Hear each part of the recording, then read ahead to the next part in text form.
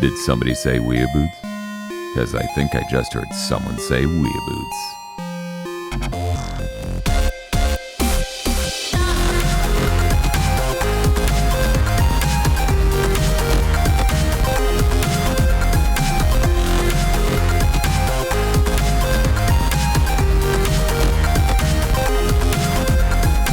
What's up, weebs? Welcome to WeeaBoots, the only contemporary anime review podcast from GigaBoots.com. I am your host, Anime Dan, and with me, as usual, is Bob Kyber Crystals from GigaBoots, KZ from Kino Raw GoatSwag.com, I have a bad feeling about this. and Mr. Feel from Mr. Feel's Wild Ride. Punch it, our duo.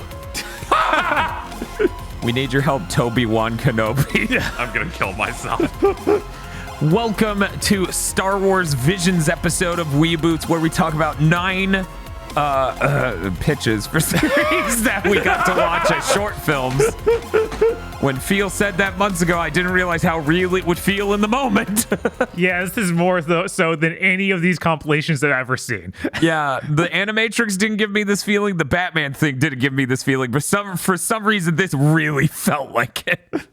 One of them way more than others, I feel like. I would say 2. Two Yeah, of them yeah. really felt like One it. of them was embarrassing in how much it felt like it. Yeah, that one basically went like the end of the Lumelin film, where he desperately tries to pitch what you just watched as a TV series. That's a great moment. It's like hitting Man the Lumelin show on TBS. Do it. All these. Dobo deserves a show more than Chicago Party Aunt. You know what? Yeah, obviously. Don't talk about that. Obviously. Anyways, there are 9 Star Wars Visions, 2 of which are made by Trigger, and 2 of which are made by Science Saru. Let's get into it. Bob, we're going to start with the first one, The Duel, made by Kamikaze Doga. Ooh. What's the deal with them? Do we know anything about the director on this or anything else? Apparently there aren't many credits to the director. It's Takanobu Mizuno. Oh, yeah? Yeah, and he worked on Mega Man X8 and Command Mission anime movies. I'm going to go. Let's fucking I'm go. just- I'm But gonna leave. that studio worked on Batman Ninja and the JoJo's opening that used CG.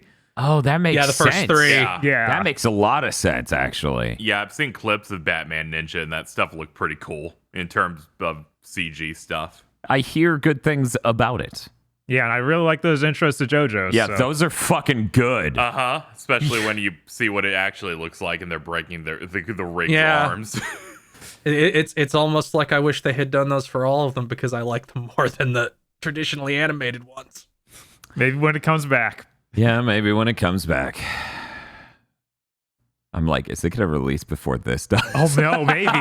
We'll see. God damn it. Oh, man. Good job on dating this one, guys. Anyways, we do an episode of WeeaBoots on the comeback of JoJo's, and we lock the comment section. Yes. Kill. Yes! Kill! So the first one is The Duel. We're going to go to KZ for a brief synopsis of the story. Very brief. In Star Wars Visions The Duel, a wandering samurai has a droid and saves a village from the Empire and a Sith with a Mary Poppins lightsaber umbrella. Cool. That Mary Poppins lightsaber umbrella is fucking dope. Yeah, it is. That's why is. you open it, just to make people shit their pants at that. Uh-huh. I appreciate them opening Star Wars Visions with that, because it's like, yeah, you're going to see a lot of shit you don't normally see in Star Wars here. I was impressed when she shoved that through a dude using the part that didn't have a lightsaber, and then opened it. It's like, that guy's already dead. Yeah. I really enjoyed the part where she discards it to fight the samurai because it's like, no, we can't. We can't. That's too hard. Yes. The moment she started spinning that fucking thing, I'm like, who do you think their favorite Star Wars character is? We should have, you know what? In the new trilogy, we should have gotten someone with the Mary Poppins umbrella. I feel like we should have gotten the lightsaber. The first one of the new trilogy had that really cool thing where Kylo Ren stops a blaster bolt with his force powers. Yeah. And nothing cool ever again. Oh, I was thinking about that multiple times watching this. Like, the only thing in all three of those sequel movies that stuck with anyone is Kylo Ren doing that. That's not true because they also slam a ship at light speed into another ship. Yeah, which means we can now attach all of those things to these anime instead of those movies. Which is hilarious. So my favorite thing when we were watching all of these last night is Dan going, Adam Driver's going to show up. Adam Driver shows up. You know, I really would have appreciated Adam Driver showing up in The Elder. That would have brought that all the way to the top for me. I don't want to talk about it until we have to talk about it. Yeah, until we have to talk about it. We'll do broad strokes and then, whatever, specific anecdotes if you guys have it about thoughts you had while watching it. The Duel, as KZ described it, is as such. Visually speaking, we have 2D backgrounds a lot of the time with CG characters putting a grain over them as they talk and putting a film grain over the whole thing. It goes for a black and white or sepia style. And of course the lightsabers are colored and so is blood. It's pretty cool. Mm-hmm. I thought that short's really neat. Yeah, I really did like this one. Like some of the beginning of it was like I was worried about the CG, but once the action started, it was like, oh no, this is really good. Yeah, as soon as they start doing attacks on the village and stuff, I'm like, oh, this can move. This looks really nice, and the Kurosawa-esque look they gave it, like, really elevated beyond just normal CG look. Yeah, a thing I like about a lot of these is because Star Wars is like inseparable from Japanese culture because 2 of the movies are just based on Kurosawa films explicitly. Mm-hmm. But I liked how it the samurai in this does the bare-handed blade catch to a lightsaber with the Force. Yes. That was intensely cool. And that was like one of the cooler moments in these because it's like, oh, it's like this cool fusion. It's like it's like, okay, George Lucas did okay. Now let us do it. See, the funny thing is, as you say that, I'm staring at Wikipedia, and their thumbnail image for the Duel is that moment. Yeah, of course. Reading the Wikipedia articles on these were really funny because so many of them have like quote paragraphs of, we don't know when this takes place or how. I told KZ and Bob that would be happening. I'm like, somebody out there is sweating so profusely writing wiki entries because of the release of this. Oh yeah, that's just they're the incredibly hardcore Star Wars fans that are like, Visions is bad. It's way too Japanese and it's not canon. There are enough confusing details where they try to work out where it is and they're losing their minds. Is how I read it. Yeah, I think that they have an even harder time with the ones that are closer to normal. Like the ones like this where it's clearly like ancient Japan looking. Mm-hmm. I imagine that gets in their head, oh, well, I can just set this thousands of years before any real events. Yeah, put it 1,000 years before KOTOR, because who cares? Apparently 1,000 years ain't shit in Star Wars. Right. But what I was going to say about this short, I really like the idea of the like a cis who's going around hunting cis and being a kind of like anti-hero. Mm-hmm. Like that's really neat, and I'm surprised we haven't seen that in any other media. Yeah, that would have been an exciting basis for a new trilogy, I think. Yeah. Yeah, that's like a thing that Lucas always vetoed, as far as I know, because Lucas was like always very like, no, like if you use the dark side of the Force, it just makes you evil. There's no nuance. And all evil guys do the same thing and think the same way. Yes, you get into the mind network of evil.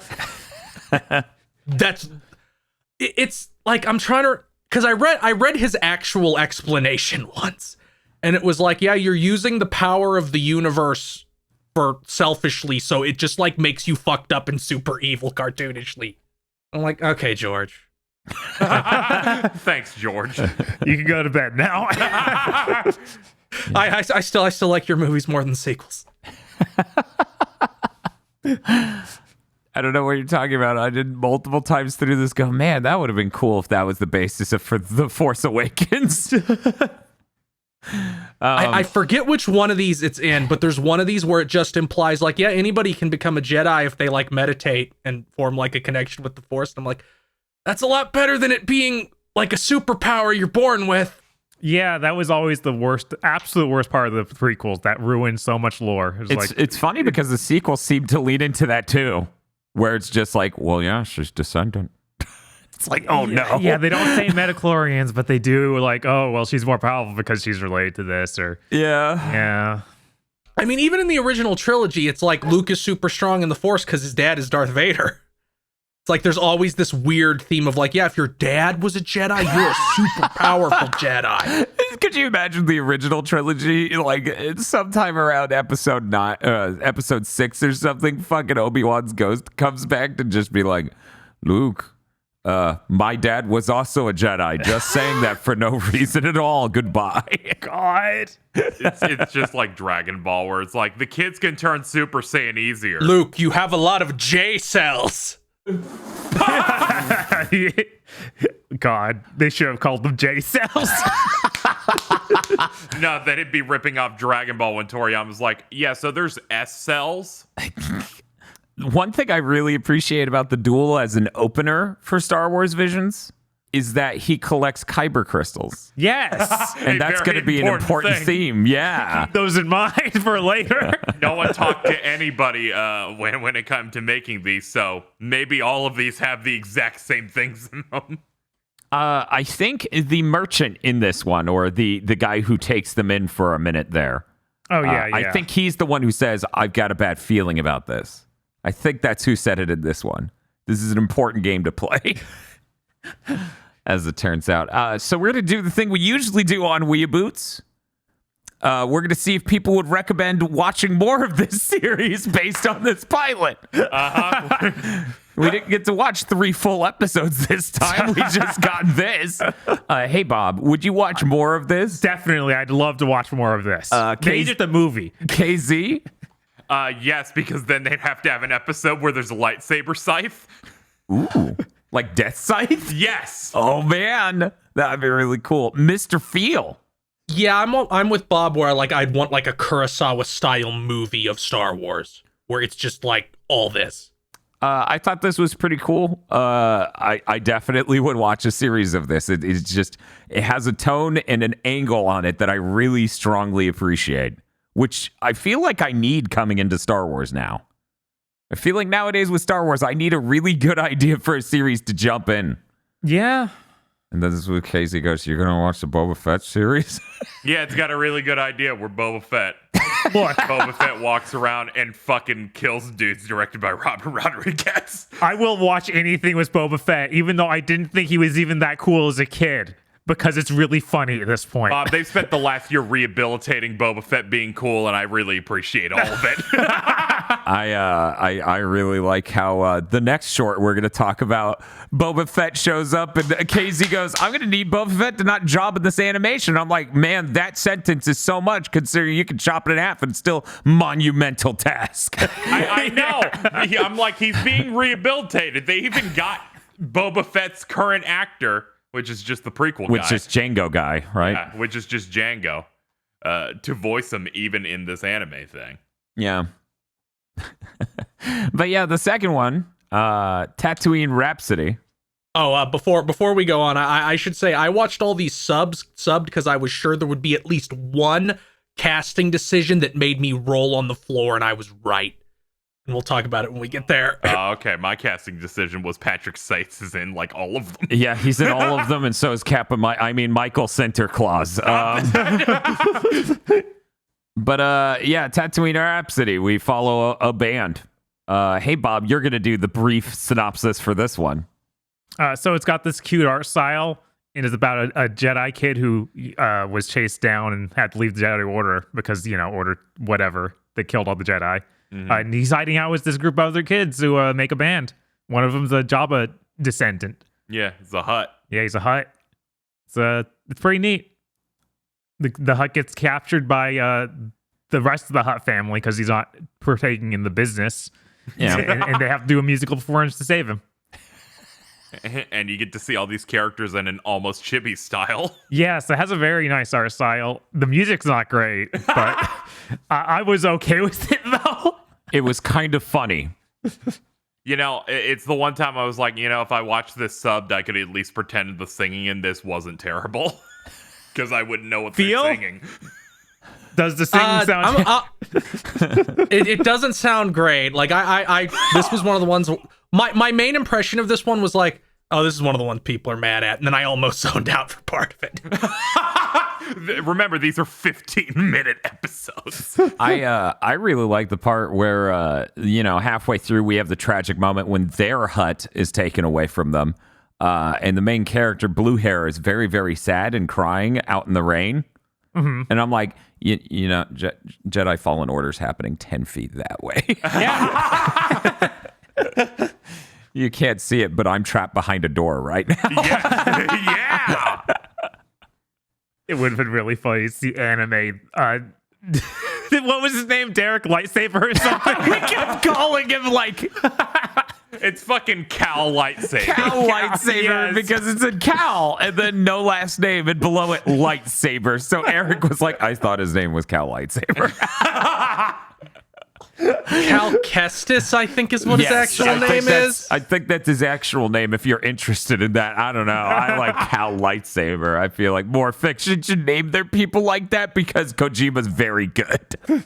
Kojima even got it from Tomino. Cal Forceman. Cal Dickless. That's a Dark Souls boss. But yeah, Tatooine Rhapsody, I thought it was pretty neat. It's a definitely fresh perspective into Star Wars. And as they're performing at Hutt's Raceway, that you see in episode 1, I sit there and go, do you think episode 1 happens around now? And that's what I thought of the wiki writers losing their mind. Well, no, of course. We actually have a pretty good timeline for this one. Oh, okay. Order 66 happens. Oh, that happens? Yeah, because that's the beginning of the short where he's hunted down by soldiers. Mm-hmm. So he goes into incognito mode. Oh, okay. Is a musician. See, I didn't immediately go, well, he's being hunted down by soldiers. This has to be the Order. But yeah, you're right. If that's the case, then that puts it at a very firm time. Yeah. Right? And there's nothing super weird in this one other than the Hutt being kind at all. But we don't know much about the Hutt. So, hey, that's fine. Yeah. Yeah. You also got like Boba Fett directly working for Jabba. Yep. So that at least puts it in like the OT zone. At least. I'm just sitting here and I'm like, now is this before or after he gets out of that fucking tremor? What? This is before because he's killed. The Jabba would be dead if Boba was still in the hole. It's been a hot minute since I watched the original trilogy, and I only did it once. Oh, okay. I really need a gif of that part where they do the musical performance and Boba Fett starts head bopping. He's like, yeah, I like this song. And then Jabba's like slapping his tail. And he's like, I will not speak. This one was all right. I would probably watch another couple episodes to see if they had an interesting angle to doing a full series out of this. As a short on its own, it's neat, it's cute. It's not the greatest thing. I don't think I would ever recommend someone watch it. Bob? I would definitely watch more of it just because I want to see more knowable Star Wars characters in this style. But that's almost the only reason. Oh my God. Because every time I saw a new character I knew drawn like this, I freaked out a little bit. I was like, this is great. Yeah, that one like right-hand man to Jabba that's like that weird tentacle man. Yes. And I'm like, oh my God, you're so small. Yeah, it even has like the whatever the green people's the dancer version of the green person. Yes. Like I was like, there's no way you're gonna do this. Oh, you are. KZ, would you? Sure, I guess it's entirely like carried on like that art style and some of the animation, because otherwise I found this one to be pretty weak. But Yeah, I could probably commit to a couple more just to see more dumb things drawn like this. And Mr. Feel.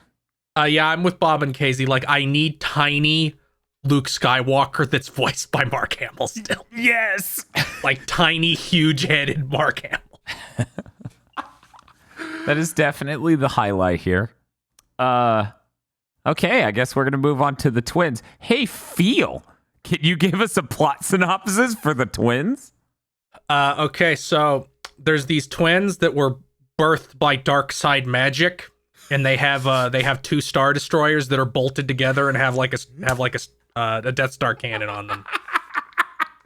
And the sister, who is like Satsuki but from Kill la Kill but blonde, is like, I have this big sick kyber crystal that's gonna make me all powerful and the dark side will rule forever. And then she has to go meet her brother, who is Luke Skywalker, but he looks like Leophodia from Promare.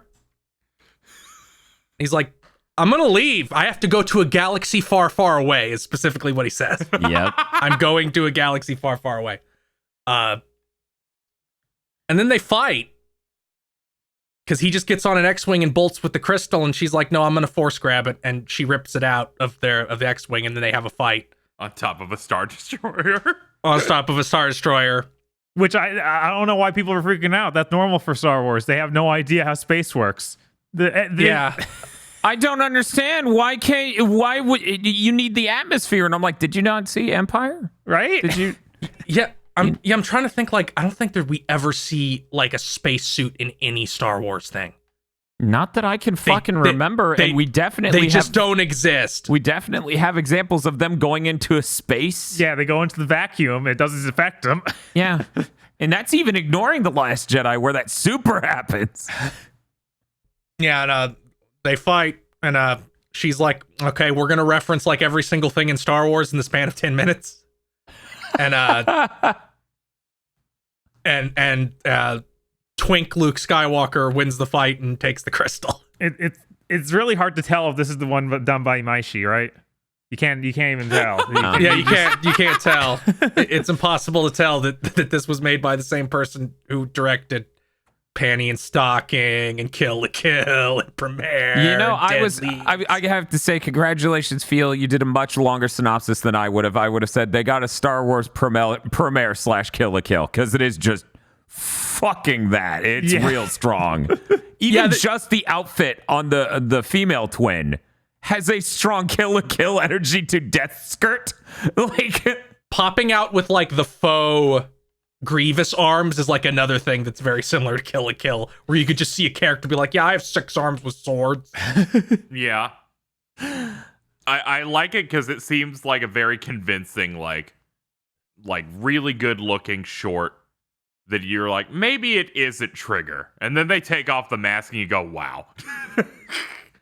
It goes all in on those designs where it's like, oh yeah, this is exactly what this is. I don't know what you're talking about. No one else would be like, what's their big device for this? We taped 2 Star Destroyers together. Oh no, that I was dying. I was like, yeah, you sure did come up with this. Paste them together with a gun. The weakness, the gun. also, it is absolutely the most fucking Trigger thing to just have a character go, even if I explained it to you, you wouldn't understand, so let's fight. Yes. And I'm like, yeah. I just meant the idea of an average person watching this going, this isn't like hyper, like super anime. And then they take off the mask and it's the most Trigger anime shit ever. Yeah. Yeah, it really is. Which is quite the contrast to the later Trigger short we will be watching, which is not Promare. Also, the conclusion to this is the funniest shit I've ever seen. It is really good. They're like, what if we did the Last Jedi thing where they crash at light speed, but we made it even dumber and cooler? Yep. I'm a fan of that. Where it's like, I'm just gonna fucking focus everything into my lightsaber and cut this entire thing in half. But it doesn't cut my sister in half, but it at least cuts the crystal out of her tits. That's because his control of the Force is that strong. Yeah. That in that fraction of a second, he can move the length of the lightsaber. I like that his lightsaber is like this rainbow color, like pastel thing. It's it's like white, but you can see the other colors bleed out of white. It's really neat. It's like very pro-Americorps, where it's like almost like a brighter version of like Leo's fire.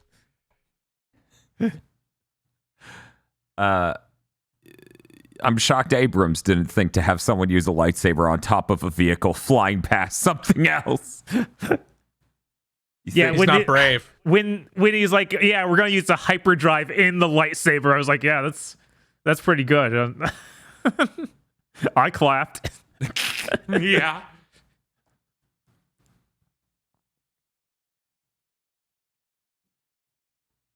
It's also nice that this is happening in a situation, in a show which is fun and silly, and it feels fitting here. It doesn't feel fitting at all in the Last Jedi. Doesn't make every other space battle in the actual movie seem stupid. Yeah. It doesn't make the main focus of that movie seem stupid. Yeah. I'm glad that movie has opened that of, okay, in the official movies for the rest of eternity, we have established you can ram something at light speed into something else. Now everyone gets to have fun. Yeah.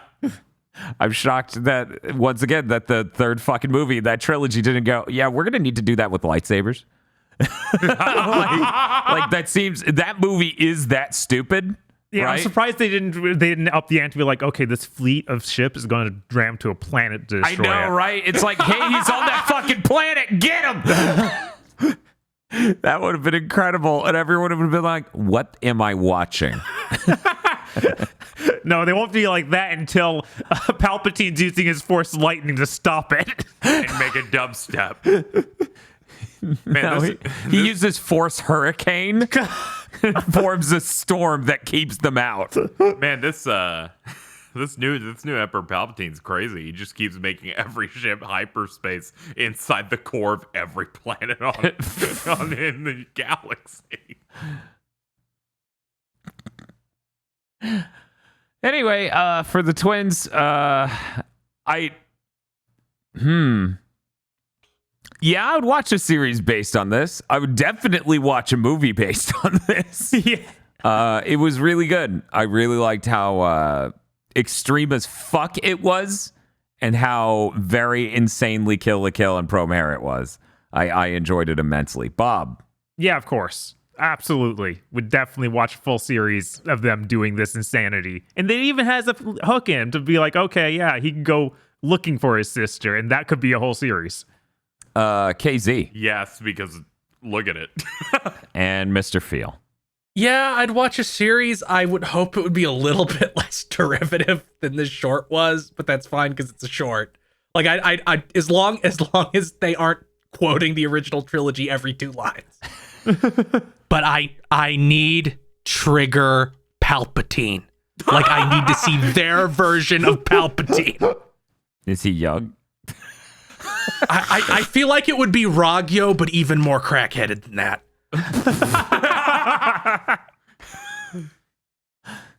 Moving on to the 4th Star Wars vision, we have The Village Bride, made by Kinema Citrus. Bob, do we know anything about the studio? Do you know what else they've made? Yeah, they made Made in the Abyss, Rising of the Shield Hero, and Show by Rock. Made in the Abyss was really good, visually especially. That's cool. I'm gonna do that. I'm gonna get this out of the way up front. You know what? Wait. I'll wait until after the synopsis. Hey, Bob. Oh, okay. Can you try to give us a brief synopsis of The Village Bride? The Village Bride is about a village of people living on a mysterious planet where they have a connection to the planet and can like view its memories and care a lot about the traditions of it. But they're being invaded by a group of bandits who have captured old episode 1 robots. Yes, battle droids. Yeah, battle droids. Reprogram them to obey them. They didn't reprogram them to be super geniuses. No, they're still the same No, old that's idiots. impossible.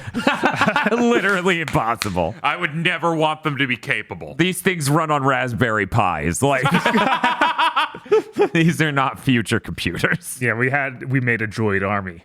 there's a reason we had the Switch.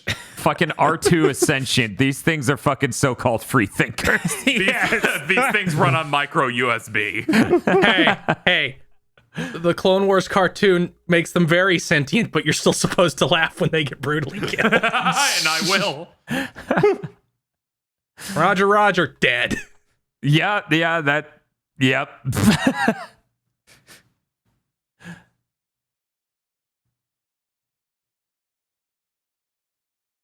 Yeah, I think this show is pretty neat. It had a very interesting art style. The pacing of it, and I'm not sure if it was longer than the other ones or it just felt like it because the pacing was very slow. For some reason made me think if this was a series, the pacing would be slightly slower and it would just remind me a lot of Zammed. So that's the WeeaBoots bingo game right there. I said Zammed. There you go. We're the only people who talk about anime who will ever bring that up. Yeah, it was very interesting seeing them slowly establish the planet and the nature of it and getting this outside perspective before getting into the shit. Yeah, I guess that the other part of it is there's a group of like two mysterious figures who are observing this village and then intervene at the end. Mm-hmm. I don't think the plot for this one is especially strong, but I do find the setting very interesting, and I would like this explored more as a short by itself. It's kind of just, it's all right. I thought it was pretty good. KZ, what are your thoughts? Yeah, I really liked this one. I feel like the slower pace of them building it out made it feel like when it went through the whole thing, it didn't feel like they had to rush through it. I felt like it felt like the most complete out of a lot of these, especially compared to some of the later ones, where I just went like, yeah, I feel satisfied with this, where some of them it's like, all right, it has to end now. I was sitting there, I was like, what thing did we watch around the same time that really, really rushed its plot? Oh, I can't talk about that on this podcast. I have to talk about that on another podcast, and we can't even let Phil know that happened until that other podcast. Oh, fuck! Oh, man. Which big thing dimension is that going to be? 139? Yeah, okay. So if you're curious, go watch that. But yeah, I do like the pacing of this. I do like how it builds it out. I think the art style is pretty nice. I don't think any of the characters are especially strong or interesting, but it is really funny to get that terrorist general or whatever. His performance was hilarious to me. Where he's just like, no, what? People who have lightsabers, fuck! Like he thought this was a buy one, get one free. Right. His coupon was expired. It's a very good moment from him. This is also another time where they're like, yeah, the only thing anybody remembers is holding the bolt with the Force. Mm-hmm. That's all you get from that whole trilogy of movies.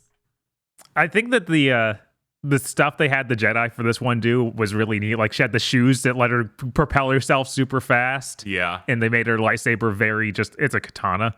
Yes. Yeah, I really like F's design in general in this. I didn't even catch her name. It's just F. It's just the letter F. Okay. I liked the older dude there that we thought sounded like the Belmont from the fucking Castlevania anime, where he had a hat that just launched into their ship. Yes. And it had just a bunch of fucking gas or something in it that just exploded. Yeah, I'm like, dude, you wore a helmet full of jet fuel and an explosive? You're the bravest motherfucker in the world. Yeah, he's just casual about it. Also, they had Emmy Evans, the vocalist behind the Nier series, doing some of the music for this, which was immediately evident like a few seconds in, where I'm like, oh, why does this just sound exactly like those games? I thought it was pretty interesting that the art style had an almost like some of the characters had a really Pokemon animated series, like the later seasons sort of look to them. I really liked it. Yeah. But yeah, I feel like one of the most interesting angles on this is, in fact, the vocal track, because it just keeps coming in and out basically throughout the short, and it is really cool just to get that. Yeah, well, like you were saying, the characters are weak in general. I think that especially like the villagers, we don't get enough to make them feel real. But the music really sells it, and Yeah. then the visuals also hammered in, and the idea of the village that has this connection to the land is very cool. Yes. Yeah. So, Bob, would you watch more of this if they made a series? Yeah, because I imagine it would be F going around, and it'd be almost like Kino's journey, where she's just encountering bizarre things in the Star Wars universe. Like, that's really cool to me. That would be really cool. KZ? Yeah, absolutely. This is probably my favorite from this set, so I would absolutely want to see more of this. Mr. Feel? Yeah. No, I mean, I just like, Bob is right. Like, I want the weird wandering samurai finding crazy things in the Star Wars universe. I think I'd put this up there with the band one, where I'm going to give it a couple more episodes, like if they did make it, to just be like, okay, what is this series? Is this something I'm interested in? That's true, because you don't really know what it is from this. Yes, Like, there because isn't like what I said is my best hopes. right, and that would be ideal. But yeah, I think this is really neat, and it's definitely, I think, in the better half of these. I think it's a pretty solid entry into the Star Wars visions. Next is The Ninth Jedi, Ooh. which I didn't remember that it has a title like that, and that title actually, how do I put this? The title brings to mind some sort of suspenseful action American movie where it's just a standoff, and I'm like, man, that's a really fitting title for this one. Mm-hmm. Basically, The Ninth Jedi is talking about how, does anyone, Juro, right? Yeah, Juro. Margrave Juro is making kyber crystals in order to craft lightsabers and bring the Jedi back into power. So he's contacted Jedi throughout the galaxy in order to meet up at a spot so he can dispense them among them to hopefully fight the Sith. Yeah. It's a very suspenseful moment as all these characters, none of them know who the others are all meeting up there at the, I guess you would call it a satellite of the planet. Yeah. They call it a temple. It's a temple satellite of the planet. Because technically, even the moon's a satellite. It's a space colony satellite temple. It's a... Keep adding on. Keep piling on more onto your McGriddle of words. celestial body, everything Bob said. Yes. It's very cool. You get some planet side stuff between the child and Margrave Juro. It's very interesting to explore that and the refining of the kyber crystal as you wait up in the satellite of love, waiting for whoever, we're waiting for a shoe to drop. You can't forget that the main character's name is Ethan. Gonna wait, but yes, the main character's name is Ethan, and I could not stop finding that hilarious. Tosh started breaking down halfway through. Yeah. She stopped being able to cope with the fact that we have this Jedi named Ethan. And then I start talking about the legendary Sith Gerald. But yeah, it's pretty cool, very suspenseful. You get good moments throughout it, and nice action set pieces with implied murder off screen. They do a really good they had two murders on screen that were fucking brutal. Oh yeah. Yeah, they did. Jesus. Dude gets sliced in half. Another dude gets burst into flames. That was good. Yes. Kill. That felt really strong. I like the plot detail in this where they went, all these lightsabers we made, if you turn it on, it will change color based on what you're like force-wise. Yes. I think that's a Disney thing that they started doing in the the Disney version of the EU. Huh. Which I'm like, okay, that gave us the coolest shot in this, where the guy force pulls the lightsaber away and it bleeds from red to green in his hand. I mean, that's fucking raw. I really like the little kid's lightsaber where it's like a transparent. Yeah. And Because she's able not to, strong in the force. She could change the length of it. I'm like, this is real neat stuff. Uh-huh. Also, there was the implication of, like, she's not strong with the Force or has necessarily a super strong alignment. Mm-hmm. So the thought it didn't have a distinct color, I'm like, yo, this would have been a really great way to introduce Anakin.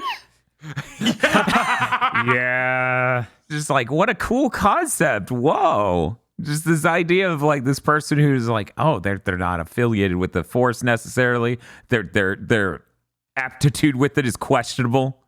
Like, what a cool thing to embody in this lightsaber. So that is a really cool element of this short. Yeah, I liked it slowly becoming green as she fought Sith, getting powerful. Yeah, she was doing infamous morality. Yeah, the twist of your main guy, one of the main people, Ethan, pulling out the one lightsaber they had before the rest were delivered. It's like, oh, it's blue, that's great. And then in the climax where the 6 other ones that are just around him turn them on and they're all red. And I'm like, I did not actually see this coming. That's a little fucked. I see, the funny thing is everyone in that room, I entertained being a Sith. I never would have assumed it was literally everyone in that room. I think that's what they expected people to think. Yeah, I was like, Jesus Christ, they're fucked. You're like, which one's gonna be the one? And then it's like almost all of them. One of them, I guess, was brainwashed because all the other ones were stinky. The finding out that this is done by the Ghost in the Shell TV series guy, Kenji Kamiyama, really makes sense. Oh yeah, this is the most production IG ass looking thing. Not just that, just the pacing of this is super good. Like, this is probably my favorite. It is excellent. It nails so many things. It has really great action 2 times in this little short. Oh yeah, but between the chase where the girl's desperately trying to get these lightsabers to these Jedi, and then the actual fight that happens in the satellite temple moon space colony with an egg on it. Yeah, this does definitely have standalone complex vibes. Yeah. It comes from, you can tell it comes from a space of, we're going to set up intrigue here and action there. And eventually all of this will become action in one spot, like an explosive combination. It's really good. Juro reveals that he has been inside the butler robot the entire time and starts murking people immediately. The butler robot was really cool because he's like big, black, looks like he could be this, and it's just to sit talking in ways that make everything feel very uncertain. Yeah. It's great. And then you hit the end of this and they say, we made a pilot. This is the most blatant we made a pilot there is in this entire set. We are a group. We're now going to go on a journey. Would you like to watch more? There's one other one that's as much of a pilot as this, but this one is very obviously a pilot. Yes. Yeah. Hey, Bob. Hey, what's up? Would you recommend... Of course! Okay, great. Hey, KZ, would you say you would watch a series of this / recommend this? Yes, I'd like a 26 episodes, and then maybe a couple years later, I'd like a second gig of it as well. Yes, that would be cool. Hey, Mr. Feel. Yes, of course. Give me. Yeah, this was excellent. This is probably my favorite. Being production IG really makes me sold on, they're gonna do this. Like they are the ones most known for it. Yeah, we get series done. Yeah, they're gonna get this shit did. Yeah, like they did some Netflix original shit, like no problem. Just all Disney has to do is say yes, and they're like, sure, we'll churn this out in like a year. Yeah, I feel like there's a really good likelihood of a bunch of these getting series because I imagine Disney looks at the prices and is like, what? This is fucking nothing compared to the shows we make. Sure. Yeah. We have to make things that are slightly less expensive than a film, or we could make 3 of these. You could make every single one of these into a 12-episode series and probably come out spending less money than Loki. Especially if some of them kept the same amount of apparent budget. So we're going to move on to TOB1. TOB1. Stop that. That's why he's named that. But halfway through, they call him Toby, and that's cute. Bob? Yeah, what's up? Have you watched Steven Universe? Yes, I have, actually. Just a completely random question. Anyways, hey, Bob. I've also seen Astro Boy. Oh, that's cool. What's that? well, you can watch this short and then you kind of get it. I was talking halfway through this about, man, someone out there's watching this and goes, he looks like Mega Man. That's weird. Yeah, no. So if you haven't seen Astro Boy, it's also very Mega Man. There you go. Why does that guy look like Dr. Light? I don't understand. I'm Dr. Light. I have no arms. This is the one that had the casting decision that made me black out because Toby is Goku. It's Masako Nozawa doing Kid Goku. That's really weird that they didn't get Shuttle to voice for the U.S. That would have fit, right, guys? Yeah, he does his British voice too. It sounds really bad because he refuses to come in to record. Yes. Oh man. Toby won. Yeah. I don't. You can say it's very Astro Boy, and you got 90% of the plot there. I don't know. Yeah, this is like an even more extreme version of the twins, where it's like, this is neat, but it can't exist beyond being like a 15-minute long short.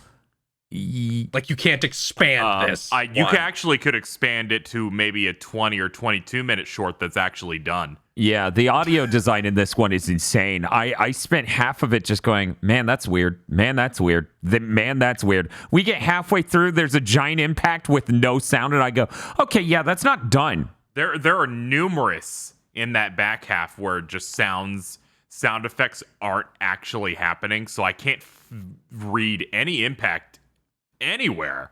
And sometimes they just do hard jump cuts to things, and then you kind of come out confused of how did you get here with this to the degree that it just felt like this one came in way too hot. Yeah, absolutely.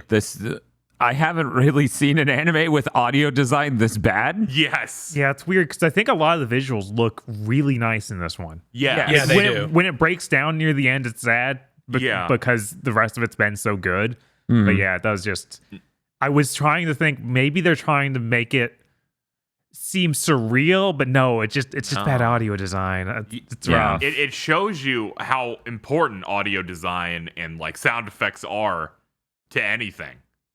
That when some of them are absent, you're like, this just feels wrong. Alien. Yeah, absolutely. And this isn't, they had sound effects, but they weren't mixed in a way that sounds really good. They were missing sounds like they went to render and a WAV file went missing. It's like you'll hear energy sound effects of like a lightsaber, and then this person gets punched, and there's no sound to that punch at all. But they're flying over there through that punch, and I'm like, were they hit? It becomes this thing where I start forgetting what's happening. But yeah, for anyone who doesn't know what Astro Boy is, I will briefly summarize. Dr. Light creates a robot called Toby, TOB1. They seem to be living on this planet trying to bring life to it. Mm-hmm. Because there is no life there except for the little robot buddies that they all made for Astro Boy here. Eventually, TOB1 is so excited hearing about the Jedi and stuff that he wants to become a Jedi, and he turns on the ship, and turning on the Doctor's ship signals a Sith who apparently an Inquisitor, right? Yeah. An Inquisitor who's just hanging out somewhere nearby. Inquisitor lands, the Doctor hides TOB1 and gets murdered. We were joking about the Doctor being Luke. Yes, we made a lot of jokes about this is Luke. Yeah, the Doctor just being a powerful Jedi that just has no arms. So he gets murdered. TOB1 emerges eventually and finds a grave made for the Doctor. It's like, who made this? Yeah, like I guess the other robot. I don't know. I guess some of the other tiny robots made this. Yeah. Except they show no scene of any other robot being around until he starts to rebuild all of them. But that's just another list of things. You gonna explain any of this at all? Like visually? But yeah, and then TOB1 searches for the Force, tries to feel it out, eventually gets in a fight with the Sith, and then it ends. And I feel like I've done a good job describing this half-made thing. Yeah. I think the idea of a droid that can use the Force is really neat. Oh, it's incredible. I would love to explore that. Yeah. I sat there and I was like, someone out there's like, you can't have a robot use the Force, and it's like, do we want to talk about Grievous? And it's like, no, that's different. He's an android. Well, yeah, Grievous is just a dude with mechanical parts. He's mostly metal by now, but it's fine. He still has a heart, maybe. Yeah, he still has a heart and lungs. Well, Grievous doesn't have the Force at all. That too. He was just a robot. So wait, why does his lightsabers?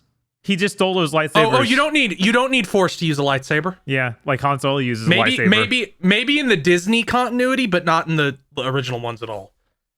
I still keep thinking about Star Wars, but instead of lightsabers, it's guns. Yeah, you kept talking about it, and then they gave him a gun. and then they go, here, kid, here's a gun. But yeah, I think that the only explanation for why nobody else uses a lightsaber is it just is too wantonly dangerous. Yeah, unless you have super senses to not cut your own arm off, right? It's really dangerous. Okay. Also, it's just like a sword. It doesn't really do anything for you unless you have the super senses to block lasers. Fair enough. I'm gonna go ahead and start.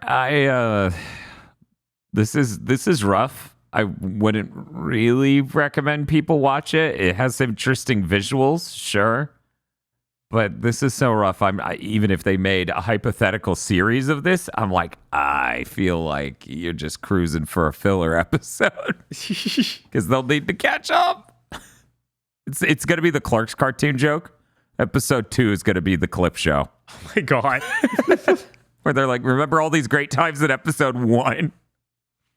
Bob, what are your thoughts? Do you recommend this? Would you watch a series of this? I would still recommend this, even if with its rough patches. I think that the concepts are interesting enough to want to see it. As far as watching a series based on it, I have a hard time, like, in my head thinking of what that would be. So I would just out of pure curiosity feel like, what do you do from this? KZ. I recommend people at least like watch it because it's a fairly short, but I wouldn't be into a series of this because they didn't even finish the pilot. And Mr. Feel. This one is like even more derivative than the twins were, where it's like, what would I get out of this being a series? Would I get like vaguely Star Wars skinned Astro Boy? I don't really think that's something I especially need, so no, probably not. Yeah, it's not especially compelling. We forgot to note who made this. It's Science Saru. You said that was the Azoken people, Bob? Yeah, there's Azoken, Space Dandy, and Devilman Crybaby.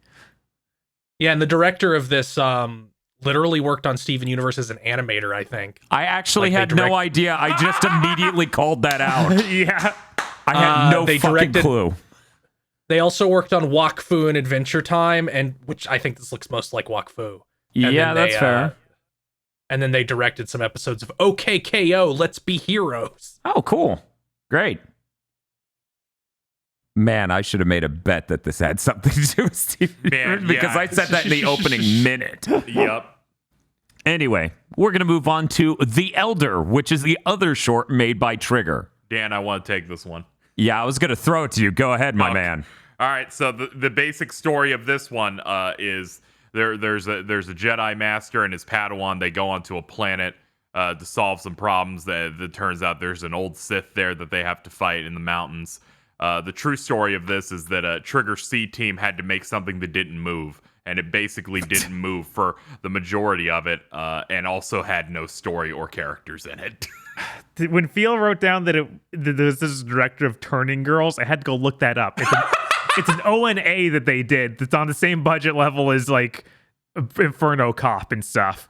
Yeah, that was the only thing they directed. Other Yes. stuff they directed very few small amounts of episodes on this. At least when Inferno Cop doesn't move, it's funny because, you know, you look at that. Here it's, wow, they sure do keep cutting to Dan and Dan's master just saying words and stretching this out because, boy, can they not fill.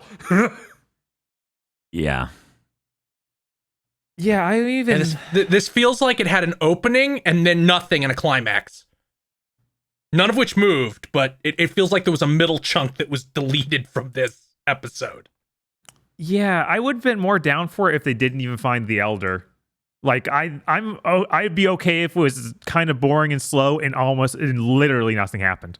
Yes, that the fact that something tried to happen effectively like really torpedoed it to where I'm like, this is just bad all around, like top to bottom. Yeah, I mean the action sequence isn't exactly great. Oh, it's easily. I think it's the worst action. It's like, hi, I'm a Padawan. I'm gonna fight you. Okay, I'll own you in 4 seconds. I'll do you on one move. We're gonna animate it like you were cut in half, but apparently all you have to do is hold your side and you're perfectly fine.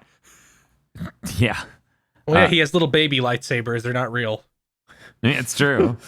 Yeah, he's old, and when you get old, you're weak, and then I'll become old and I'll become weak, and we need a moral or something. I don't know. That was a really weird moral to shove in, where it's like, wasn't the whole idea with the Force that the age doesn't matter that much? Like Yoda's still all powerful. Maybe it does matter when it comes to swinging a lightsaber.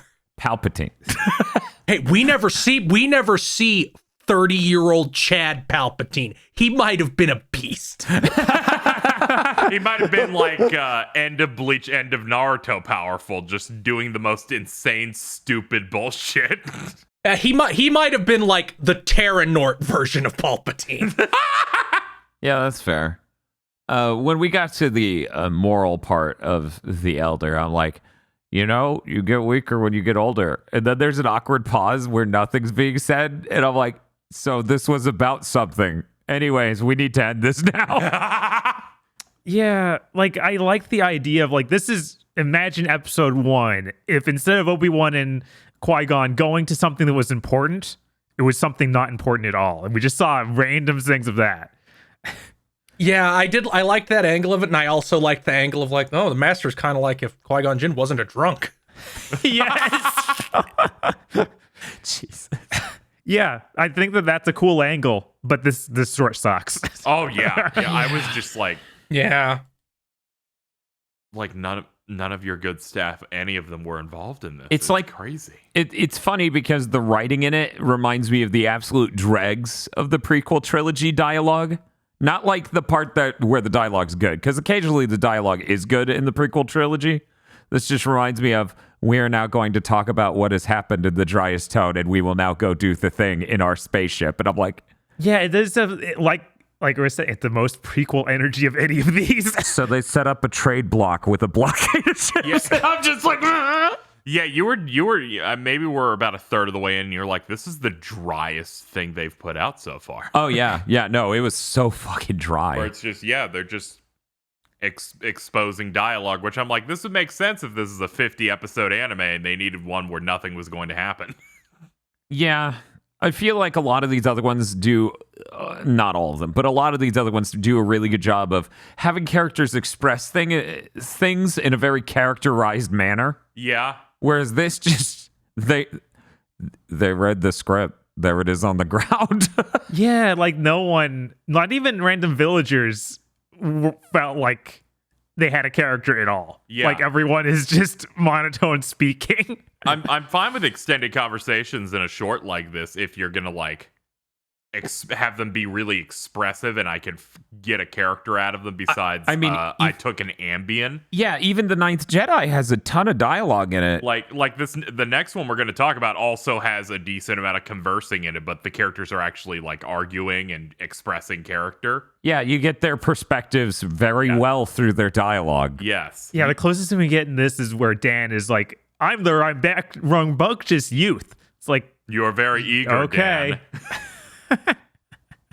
Yeah, the Master and Padawan in this feel almost like if George Lucas hadn't been asleep writing episode 1, where it's like, oh, these are sort of like how Obi-Wan and Qui-Gon should have been maybe, but still not developed at all.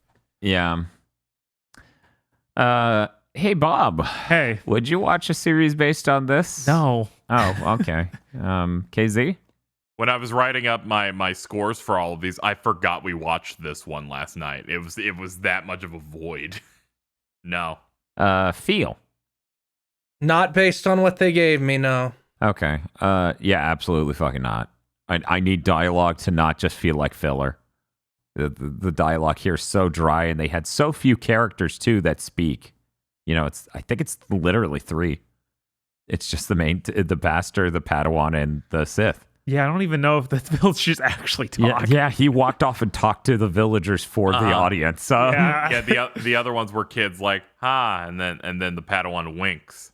And then he does the other wink, and they're a huge fan of that. But yeah, no, not unlike me. I am not a fan of this. We're now going to head off to Lop and Ocho, which I couldn't get over Star Wars having a character named Ocho. It's very funny. Have you ever heard the tale of Darth Nueve the Wise? And meanwhile, I'm just thinking of ESPN 8, The Ocho. The Ocho. Of course. Bob, this is made by Geno Studio. Do you know anything about Geno Studio? They did Golden Kamuy. That show is really good. Everyone should watch it. Okay. It doesn't look that great, though. So I'm surprised this looks as good as it does. Yeah, this looks pretty strong. Yeah, apparently one of the main people behind this did the storyboards, main animation, designs, and like there was one person that did most of this. And worked to like give it its distinct look. I guess for the synopsis, we will go to Phil. Phil, would you like to synopsize briefly Lop and Ocho? Interesting. Okay, choice. so you have a planet that's like Japanese planet, and the Empire show up and are very, very explicitly like an allegory for American occupation after World War II. Absolutely not. What are you talking about? What are you talking about? Anime isn't political. Never. I was kind of fucking stunned that Disney didn't look at this and go, no. Yeah, I'm glad Phil and I are thousands of miles apart and just having the same thought of, what?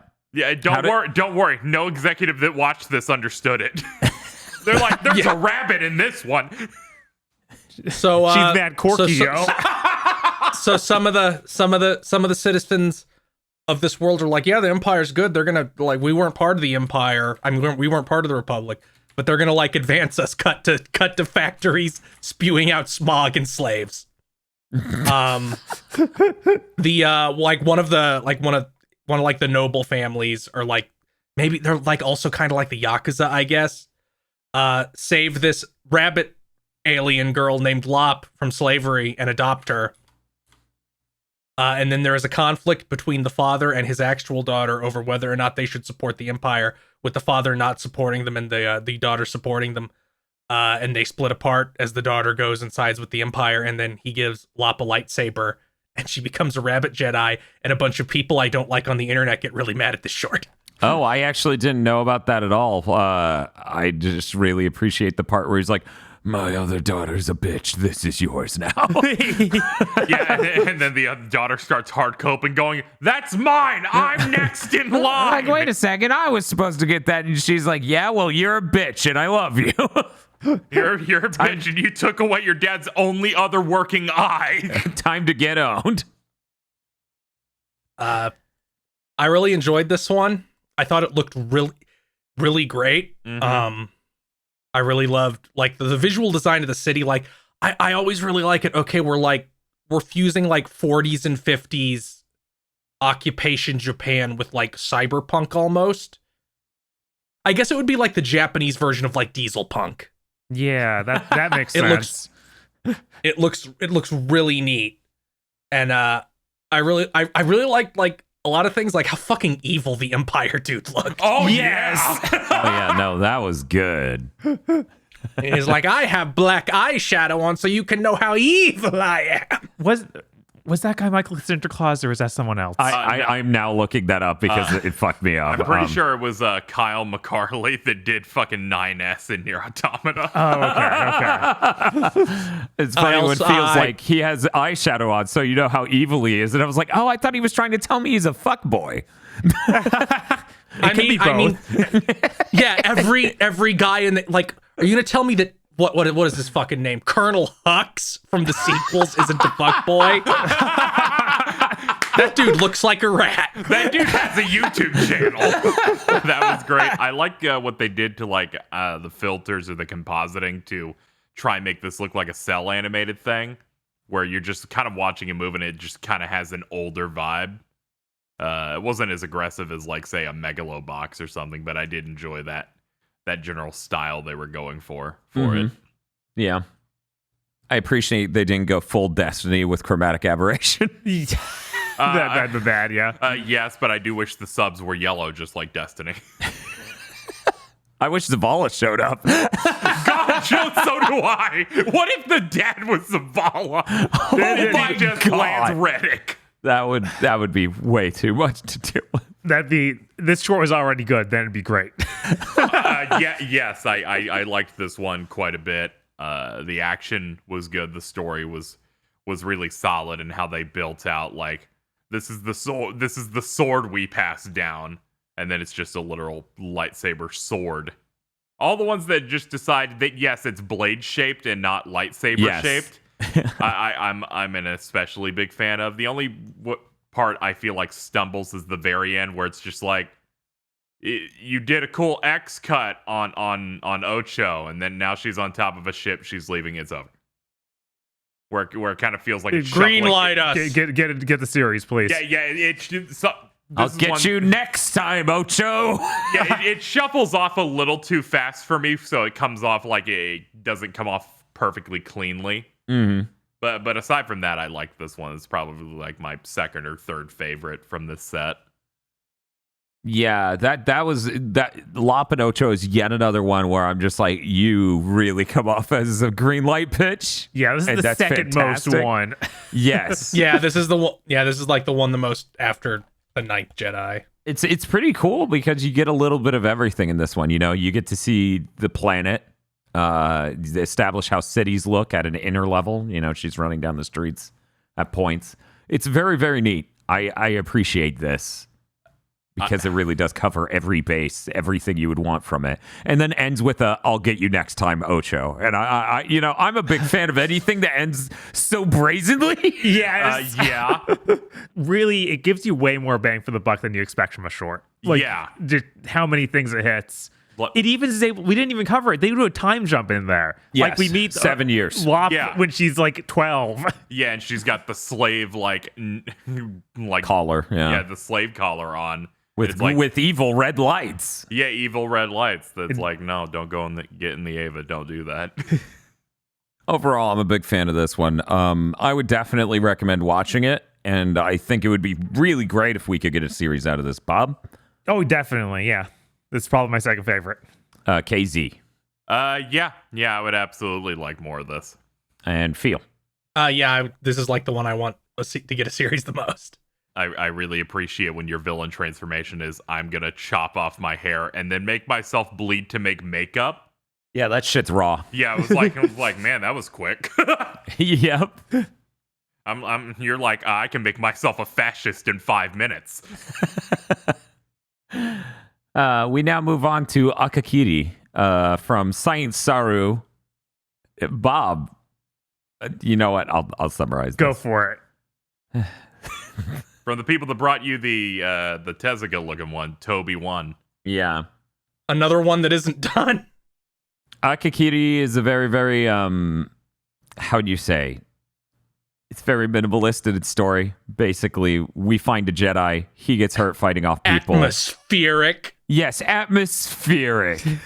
And what you basically watch is this journey as the princess takes this Jedi they found that was fighting people, where they have a background history and story you get to hear about. They travel the countryside to move back to the capital in order to defend against the evil Sith relative.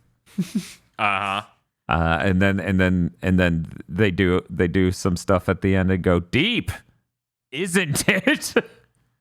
Where it's like, oh man, he goes crazy for a moment and accidentally kills this princess, and the Sith's like, hey, bring you can bring her back with Sith magic. I did. Okay, you're my apprentice now. This is a sad ending. Goodbye. It's like the most reductive Greek tragedy writing I've ever fucking seen. And they're like, don't ask questions. Our instruments are loud. All of these do really crazy stuff with Star Wars. Mm-hmm. I think this is the only thing that upset me of like, no, the Sith, if they actually have that power, I feel like that changes everything. They always just say they have it and never do it. So then it's pulling it out like, yeah, we can bring people back to life. It's like, well, that wait a second. So are you actually? Are you Darth Plagueis the Wise? 'Cause, like, Is this just something you guys can do? Because if so, you probably should have actually done it instead of just acting like you could for decades. yeah, it's like a step too far because like the Mandalorian and the new the fucking Rise of Skywalker both introduce force healing, where they're like, we can actually like heal people with the force. None of those they're dead. Right. We can just fully do that. Which I guess it's not too bad. It's just in this setting where it tries to be serious and dramatic, it becomes like, When there's 50 seconds left. yeah, it's just really Yeah. weird. And then for some reason, he is now enslaved to this lady that's the evil Sith Lord. Yeah. It's like, but you healed her. Why would you to do anything now? Why would you not just Well, immediately he betray? promised he would. He Oh. promised he would. Oh no! He knelt before Monster Mash and pledged allegiance to the Great Dark Sith. He's like, I can't attempt to fight you back because then my head will hurt and then I'll fall into a music video again. They really should have put this one before the last one and had it end on the last one. Yes. Yes. Yeah, I would have preferred if they just kind of watch him and go, let's end on a good one. Yeah, because I feel like the one they chose to open with is perfect. Like, I think that's a great opener. Yeah, I feel like you can be like, La Pinocho is like the most far out anime-y one, so you make that one the last one. And then this is just nothing. I think this one does have a really neat art style. Yeah. Like the faces are very strange. They remind me of a game I played earlier this year. I can't remember the name of it. It's published by Devolver Digital though, and also it's from Japan, but from a French artist. And I'm like, I wonder if that's a similar situation as this. Yeah, they did some really good like far shots in this of them like traveling, or when they're traveling through the castle, it's like a very zoomed out shot with them like going through rooms and stuff. And I also liked the use of music in it, where I'm like, these are kind of carrying this a lot more than the actual story or events. Yeah. I definitely like the landscapes. I like the traveling. I like birds. They have like chocobos. Yes. Yes, they do. I enjoy the two like guides they have. Yes. Like the journey there, Yeah, the journey to the dip capital and shit. is kind of fun because these two guides are just like really silly. And it's interesting. Then they get to the capital and it's like, this is kind of a bad fight scene and really boring story.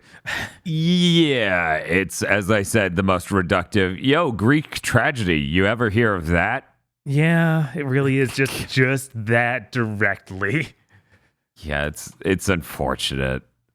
It's really unfortunate. Is it also weird that at the beginning of the short, the I was going to call him a samurai, but the Jedi, he's being attacked by this group of people, and they get scared off by someone who shoots arrows at them.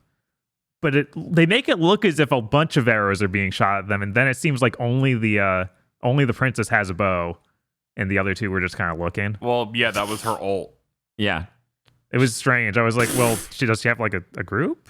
No, it's just these two. No, it's just and they those just said two. they didn't fight. Yep. What happened? That was all her. Yeah, it just comes off as weird. Oh, absolutely. That made no sense.